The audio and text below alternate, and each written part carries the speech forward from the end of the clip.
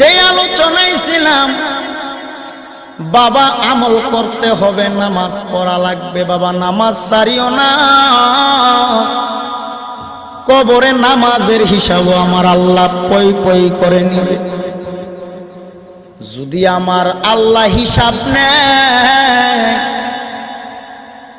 জবাব দেওয়ার ক্ষমতা তোমার থাকবে না, পালানোর কোনো সুযোগ থাকবে না।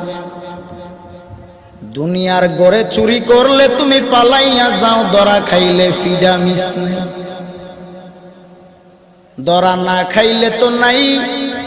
কিন্তু কবরে যে তুমি যাইবা চুরি করে, পৃথিবীর সবচেয়ে বড় চোর হলো যারা নামাজ চোর। বাবা অনেকে কষ্ট পেতে পারেন, পায়ের নিচে হাত রেখে বলি, বাবা আমার স্বার্থের জন্য